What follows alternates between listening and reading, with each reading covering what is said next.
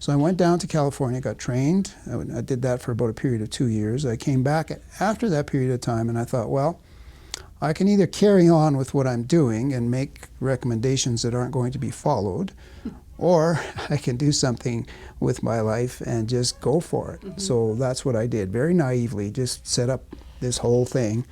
And we opened our doors in 1990. So what I did was imported some of the same ideas into my clinic as I saw in California, the four California clinics, which was that not only did you have to do something with the right kind of program for these children, you also had to have enough time for them to respond to it. So their approach was to immerse the child for 4 hours of one-on-one every day, 5 days a week, and usually a minimum of 4 weeks, often a lot longer. And I thought, holy cow, who is ever going to do that? And that was pretty much the reaction from all the professionals in Calgary too. It's like, are you crazy? Mm-hmm. You know, you can't keep these kids on task for 10 seconds. How are you going to keep them on task for 4 hours? And again, that turned out to be one of the least of our problems. So, and I think the answer is why you can keep them engaged is because they are continuously learning and continuously improving.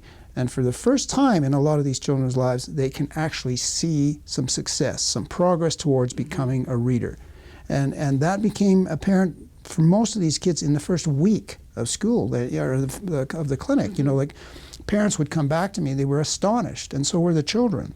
I had one little boy that came up to me and said, Dr. Trush, you must have a magic clock here. And I said, well, what do you mean? He said, well, the time just goes so fast.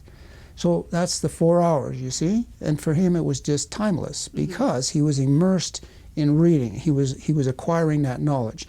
That's what turns these children's confidence around, is that they're learning a skill that to them has been a closed door for whatever their lives were to that point.